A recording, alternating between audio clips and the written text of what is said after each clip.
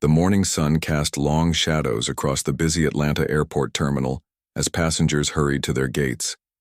Among them walked Dr. Amelia Rodriguez, a successful businesswoman in her mid-30s, pulling her black carry-on bag behind her. She wore comfortable jeans, a simple white blouse, and sneakers, nothing flashy or attention-grabbing. Most people would never guess she was one of the most powerful executives at Meridian Airlines. Today was special for Amelia. She had just been promoted to Vice President of Customer Relations at the airline, and this flight to Los Angeles was her first chance to experience her own company's service as a regular passenger.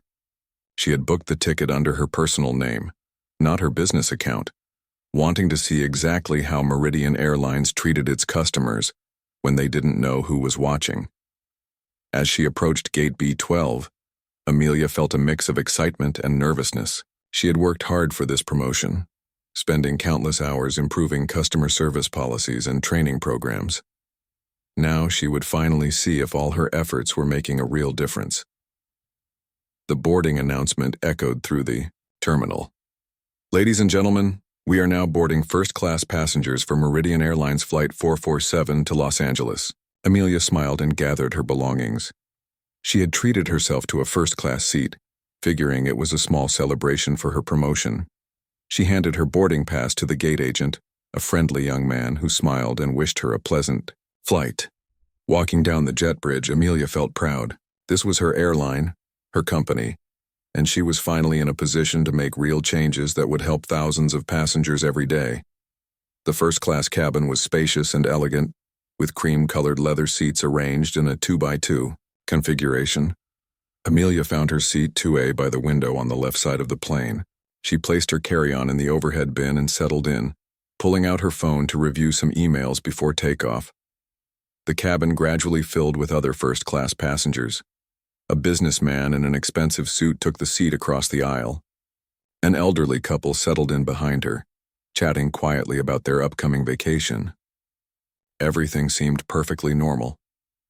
Then she arrived. Patricia Davidson was a woman in her early 50s with perfectly styled blonde hair and designer clothes that probably cost more than most people's monthly rent. She wore large diamond earrings and carried a handbag that screamed luxury brand. Patricia worked in pharmaceutical sales and was used to getting her way in every situation.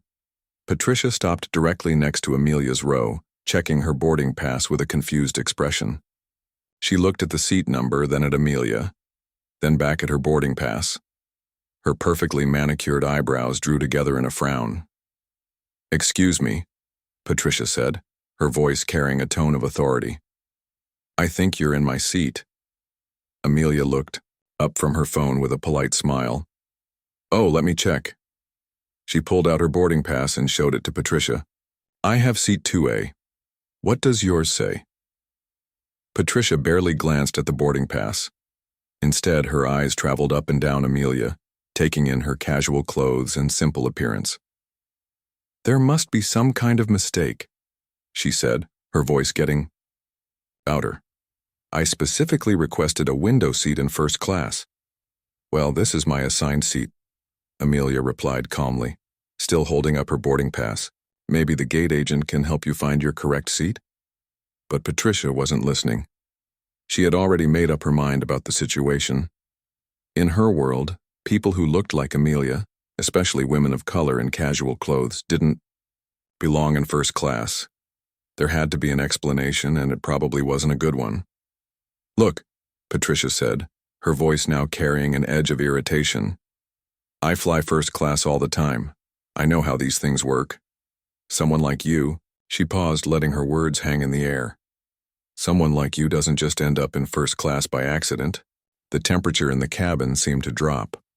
Other passengers began to notice the commotion. The businessman across the aisle looked up from his newspaper. The elderly couple behind them stopped their conversation to listen. Amelia felt her stomach tighten, but she kept her voice steady. "I'm not sure what you mean by someone like me, but I have a valid boarding pass for this seat. If you'd like to show me your boarding pass, we can figure this out together." Patricia's face began to flush red. "Don't play dumb with me. I know exactly what's going on here. You probably used one of those affirmative action programs to get this ticket, Or maybe you're using someone else's credit card. Either way, you don't belong here. The words hit Amelia like a slap. She had heard comments like this before in her life, but never so blatantly, and certainly not on her own airline. She took a deep breath, reminding herself to stay professional. As an executive, she had to handle this situation carefully. "Ma'am," Amelia said, her voice still calm but firm, "I purchased this ticket legally with my own money. I'm going to ask you politely to check your own boarding pass and find your assigned seat." But Patricia was beyond reason now. The idea that this woman in casual clothes was standing up to her only fueled her anger. "I am not moving until this situation is resolved," she declared loudly enough for half the cabin to hear. "There is obviously some kind of fraud going on here, and I want it investigated immediately." Amelia noticed that other passengers were now openly staring. Some looked uncomfortable, others seemed angry at Patricia's behavior. A few were even pulling out their phones. She realized this situation was escalating quickly and could become a serious problem for the airline. Her airline. She decided to try a different approach. "Why don't we call the flight attendant over?" Amelia suggested. "They can help us sort this out." "Finally, someone with sense," Patricia huffed. She immediately began looking around for a crew member, waving her hand dramatically. "Flight attendant, I need assistance over here right away." A tall, professional-looking flight attendant named Devin approached their row. He had been working for Meridian Airlines for 8 years and had seen his share of passenger disputes. "Good morning, ladies. How can I help you today?" Patricia immediately launched into her complaint. "This woman is in my seat and she's refusing to move. I specifically booked a first-class window seat and I suspect there's something fraudulent going on with her ticket." Devin looked at both boarding passes carefully. "Ma'am," he said to Patricia, "your seat is actually 4B, which is an aisle seat, 4 rows back. This passenger is correctly seated in 2A. Patricia's face turned an even deeper shade of red. "That's impossible. I specifically requested a window seat. I always fly window. There must be a mistake in your computer system." "I understand your frustration," Devin replied professionally, "but our records show you booked seat 4B 3 days ago. I'd be happy to see if there are any other window seats available, but this passenger is in her correct seat." "No," Patricia practically shouted. "I refuse to accept this. I want to speak to your supervisor immediately. This woman is obviously using a stolen credit card or fake ID. People like her don't just buy first-class tickets. I want airport security called right now." The cabin fell silent. Even the background noise of the air conditioning seemed to stop. Amelia felt every eye in first class focused on their row. She could see the shock and disgust on other passengers' faces as they realized what they were witnessing. Devin's expression remained professional, but Amelia could see the concern in his eyes. "Ma'am, I'm going to need you to lower your voice and return to your assigned seat. We cannot make accusations against other passengers without evidence." But Patricia was past the point of reason. She had convinced herself that she was the victim in this situation and she wasn't going to back down. "I am a paying customer and I demand satisfaction. This is exactly the kind of thing that's wrong with airlines today. You let anyone buy tickets and honest people like me have to suffer." Amelia finally spoke up, her voice cutting through Patricia's rant like a knife. "That's enough." The words came out with such authority that even Patricia stopped talking for a moment. "You have accused me of fraud, theft, and suggested I don't belong here based solely on my appearance. That is unacceptable behavior." Patricia's mouth opened and closed like a fish out of water. She hadn't expected this kind of pushback from someone she had dismissed as unimportant. "How dare you speak to me like that? I want this woman arrested. Immediately!" And with those words, Patricia sealed her fate. What happened next would change both their lives forever. Patricia's face was now bright red, and her voice carried throughout the entire first-class cabin. Other passengers had stopped, pretending to mind their own business, and were openly watching the drama unfold. Some looked uncomfortable, others appeared angry at Patricia's behavior, and a few had their phones out, clearly recording the incident. Devin, the flight attendant, took a deep breath. In his 8 years with Meridian Airlines, he had dealt with difficult passengers before, but this situation was escalating beyond anything in his training manual. "Ma'am, I need you to calm down and return to your assigned seat. We cannot delay the flight any longer." Calm down? Patricia shrieked. I will not calm down. This woman is clearly using fraudulent documents, and you're all just standing here, letting it happen. She pointed an accusatory finger at Amelie. Hey, look at her. Look at what she's wearing. Does she look like someone who can afford a first-class ticket? Amelia remained seated, her hands folded calmly in her lap, but inside, she was fighting to control her anger.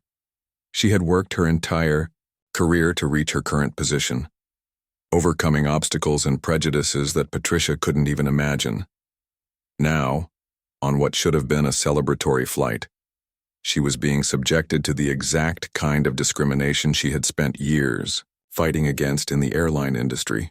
Ma'am, Devon said firmly to Patricia, making accusations based on someone's appearance is not appropriate. Both passengers have valid boarding passes, and I need you to take your assigned seat now. But Patricia was beyond reasoning. She had convinced herself that she was fighting some kind of righteous battle. No, I refuse to be treated this way. I am a platinum frequent flyer with this airline. I spend thousands of dollars a year on tickets, and this is how you treat me? She pulled out her phone and began dialing. Fine. If you won't do anything about this, I'll call someone who will. I'm calling airport security right now. The businessman across the aisle finally spoke up. Lady, you're making a fool of yourself. Just go to your own seat and leave her alone. Patricia whirled around to face him. Stay out of this. This doesn't concern you. Then she turned back to her phone call. Yes, hello? I need airport security at gate B12 immediately. There's a woman here using fraudulent documents to steal a first-class seat. Amelia could hear the person on the other end of the phone asking questions. Patricia's answers became more elaborate with each response. She's being threatening and aggressive. Patricia lied into the phone. She's making me feel unsafe. I think she might be using a stolen credit card or fake ID. She definitely doesn't belong in first class. The elderly woman sitting behind Amelia leaned forward. Excuse me, dear, she said to Amelia, but that woman is completely out of line. You haven't done anything wrong. Her husband nodded in agreement. We've been watching this whole thing. You've been nothing but polite and reasonable. Patricia overheard the comments and spun around again. Are you all conspiring against me? This is unbelievable. Honest, law-abiding citizens can't even fly safely anymore. She ended her call to security and immediately started another one. This time she was calling 911. Yes, I need police at the airport, she said dramatically. There's a woman here who I believe is committing fraud, and the airline staff is refusing to help me. Devon looked helplessly toward the front of the plane.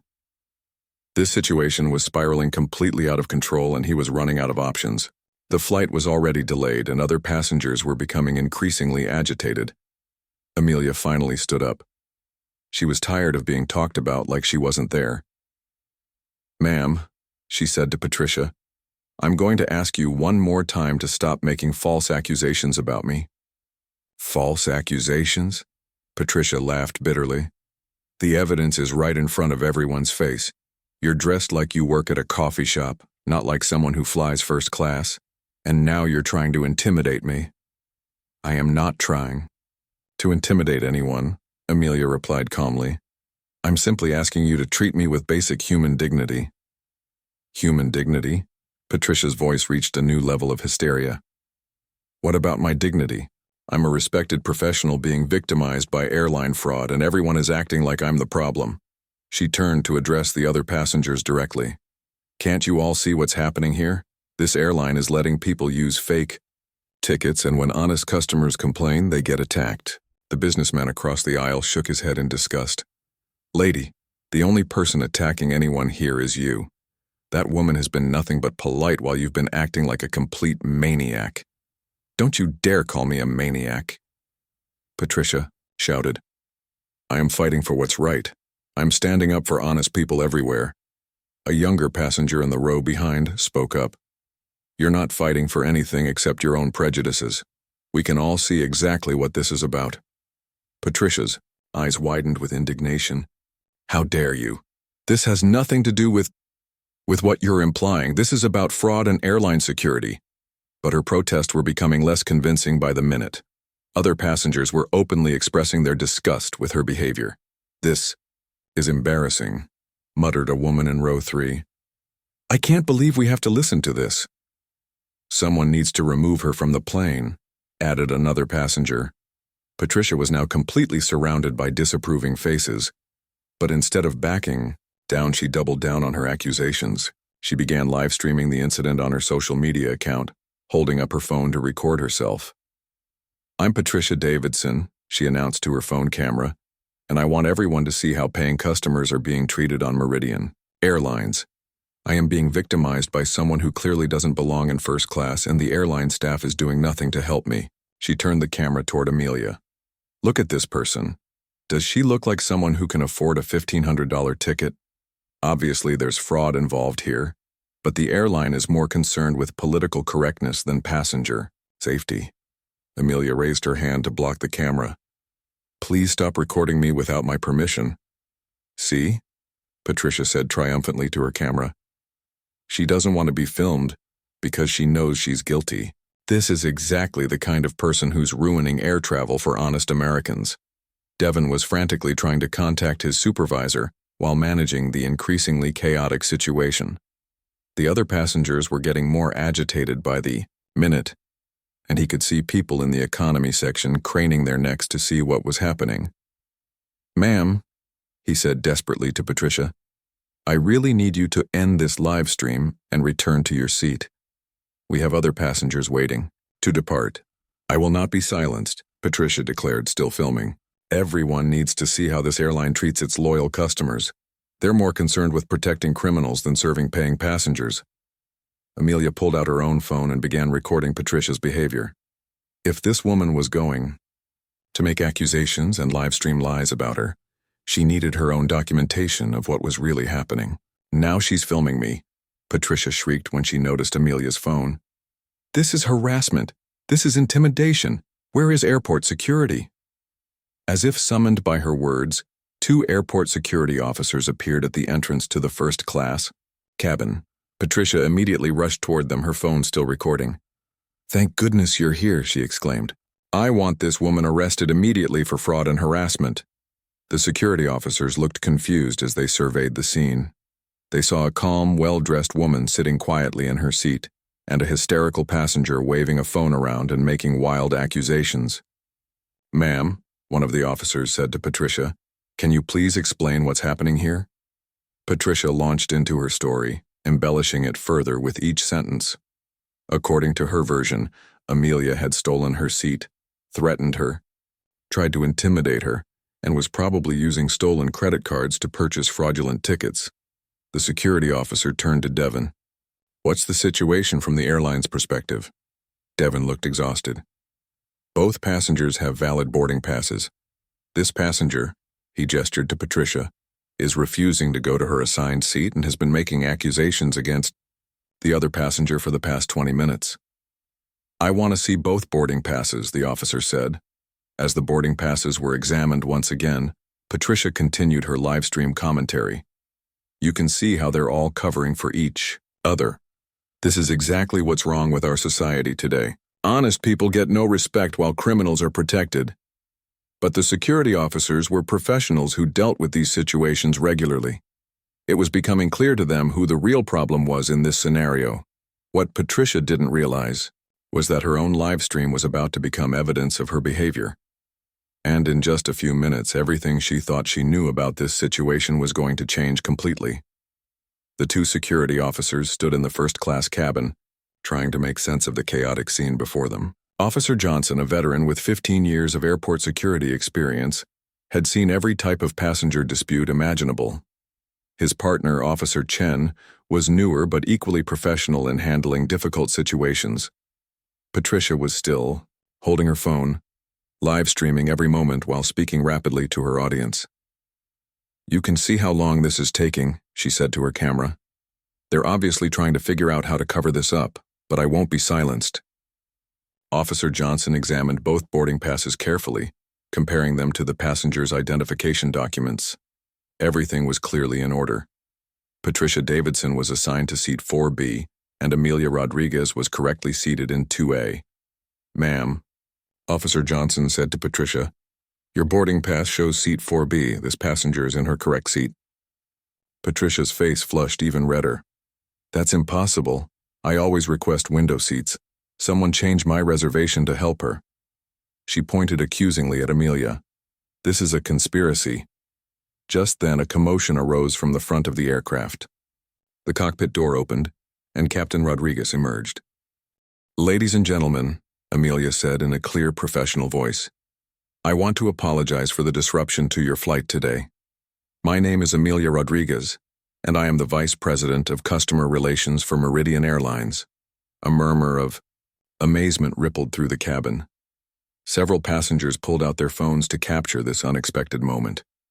What you witnessed today is unfortunately not uncommon in air travel, Amelia continued. Passengers sometimes face discrimination based on their appearance, race, or perceived economic status. However, I want you to know that this behavior is absolutely not tolerated by our airline. The elderly woman from row 4 raised her hand. Dear, how did you stay so calm through all of that? I would have lost my temper completely. Amelia smiled warmly. I've faced situations like this before in my life. When someone attacks you based on prejudice, responding with anger only gives them ammunition. Staying calm and professional is always the best approach. The businessman across the aisle shook his head in amazement. I have to say, watching you handle that was like a masterclass in conflict resolution. That woman made herself look completely foolish while you never lost. Your composure. Captain Rodriguez, who had remained in the cabin to ensure the situation was fully resolved, spoke up. This is exactly why Ms. Rodriguez was promoted to her current position. She's dedicated her career to improving the travel experience for all passengers. A younger passenger in row 3 asked, What's going to happen to that woman? Will there be consequences for her behavior? Amelia nodded seriously. Absolutely. Making false accusations, disrupting a flight, and discriminatory behavior all violate our passenger conduct policies. She'll be facing several consequences beyond just missing this flight. At the front of the plane, Patricia was still arguing with the security officers as they waited for her to gather her belongings from the overhead bin. Her live stream continued, but her audience was growing increasingly hostile. I demand to speak to someone in charge, she shouted, oblivious to the irony that she had just been removed from a plane by the very person in charge of customer relations. Officer Johnson remained patient but firm. Ma'am, you need to end your live stream and exit the aircraft. You can file any complaints through the proper channels once we're off the plane. This is a violation of my civil rights, Patricia declared. I'm being discriminated against for being white. A flight attendant at the front of the plane couldn't help but shake her head. In her 10 years with the airline, she had never seen someone so completely misunderstand their own situation. Back in first class, other passengers were sharing their own experiences with Amelia.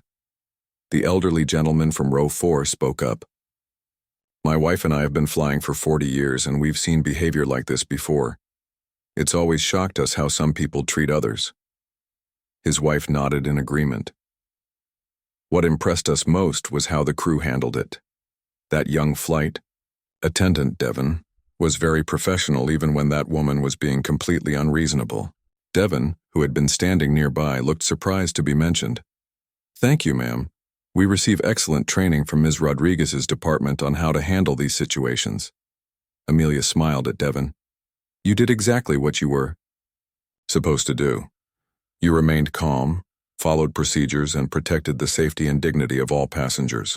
I'll make sure your supervisor hears about your professional handling of this situation. Devon beamed with pride. It wasn't every day that an airline executive personally complimented his work.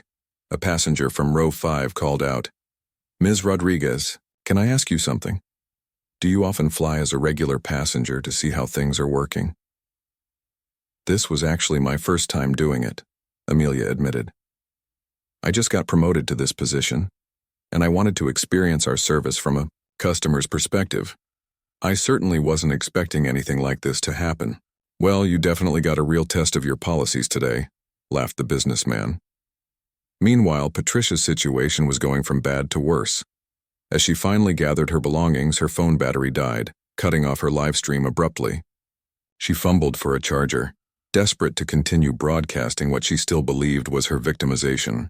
"My phone died," she announced to the security officers as if this was some kind of conspiracy. "They probably blocked my signal." Officer Chen exchanged a look with his partner. They had dealt with paranoid passengers before, but Patricia's complete disconnect from reality was impressive even by their standards. As they escorted her off the plane, Patricia made one final attempt to rally support from the passengers in economy class. "Everyone, look what they're doing to me. I tried to stop a crime and now I'm being thrown off the plane." But the economy passengers had heard everything that happened in first class. Many of them had been following the incident on social media, where clips of Patricia's live stream were already going viral. Instead of support, she received disapproving stares and shaking heads. One passenger called out, "Good riddance," as she passed. Another said loudly, "That's what happens when you act like that." Patricia's face turned red with humiliation as she realized that even the economy passengers were against her. This wasn't how she had imagined this day going at all. Back on the plane, Amelia was conducting an impromptu Q&A session with the first-class passengers. Someone asked about airline policies regarding discrimination. "We have a zero-tolerance policy," Amelia explained. "Any passenger who engages in discriminatory behavior toward other passengers or crew members can be removed from the flight and banned from future travel with us." "How long is the ban?" asked a curious passenger. "It depends on the severity of the incident," Amelia replied. "For behavior like we witnessed today, including false accusations and disrupting the flight, the ban could be permanent." This revelation caused a stir among the passengers. They hadn't realized that Patricia might never be allowed to fly with Meridian Airlines again. Captain Rodriguez announced over the intercom, "Ladies and gentlemen, we apologize for the delay. We'll be departing for Los Angeles shortly. Flight attendants, please prepare for departure." As the plane finally began to push back from the gate, Amelia settled back into her seat. She pulled out her tablet and began making notes about the incident. This experience would definitely influence her future policies and training programs. The businessman across the aisle leaned over. "Are you actually going to work during the flight after everything that just happened?" Amelia laughed. "What just happened is going to help me do my job better. Every experience like this teaches us something about how to improve our service." "That's an amazingly positive attitude," he replied. "Most people would be upset or angry after being treated like that." "Being angry wouldn't help anyone," Amelia said. "But using this experience to prevent it from happening to other passengers? That's something worthwhile." As the plane took off, none of the passengers could have imagined how far-reaching the consequences of Patricia's behavior would be. Her live stream was already spreading across social media platforms, and the story was just beginning to unfold. What Patricia had intended, as evidence of her victimization, was about to become a viral sensation for completely different reasons. The internet was about to deliver its own form of justice, and Patricia Davidson was going to learn that actions have consequences in ways she never expected.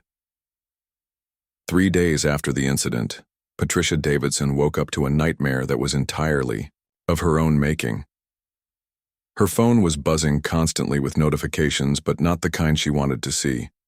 Her live stream from the airplane had exploded across social media platforms, but she wasn't being celebrated as a hero fighting fraud. Instead, she had become the perfect example of everything wrong with entitled discriminatory behavior. The video had been shared over 50,000 times on various platforms.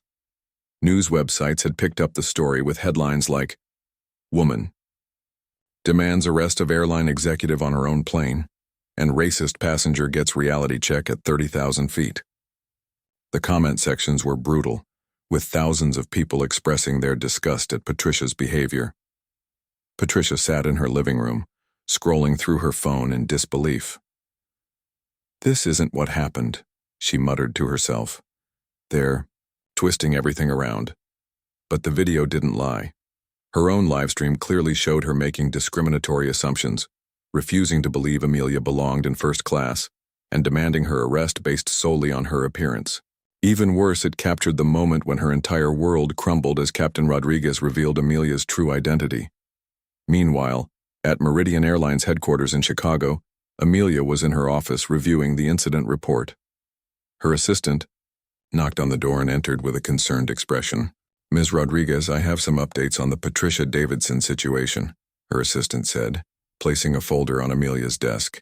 Amelia looked up from her computer. "What's the latest?" "Well, the good news is that the story is being covered very positively for the airline. Every news report is praising how professionally you and the crew handled the situation. We're getting calls from other airlines asking about our training programs." Amelia nodded. "And the not-so-good news? Ms. Davidson has been trying to contact local news stations with her version of the story. She's claiming she was set up and that you somehow tricked her into revealing her true character, as she puts it." Amelia sighed. Even after everything that had happened, Patricia still couldn't accept responsibility for her actions. "Any news stations interested in her story?" "Not really. Her own live stream is pretty damning evidence.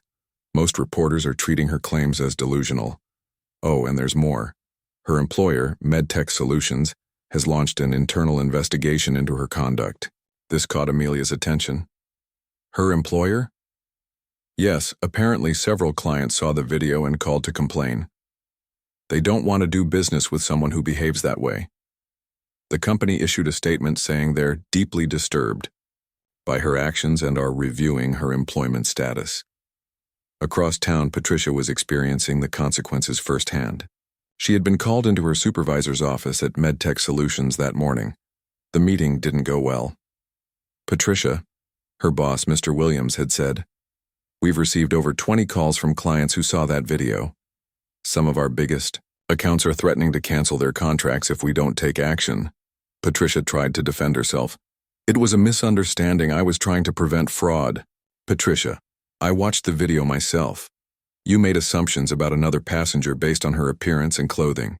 You accused her of crimes without any evidence. This goes against everything our company stands for." "But I didn't know. She was an executive," Patricia protested. "That's exactly the problem," Mr. Williams replied. "You treated her badly because you thought she wasn't important. That tells us everything we need to know about your character." The meeting ended with Patricia being placed on unpaid administrative leave, pending a full investigation.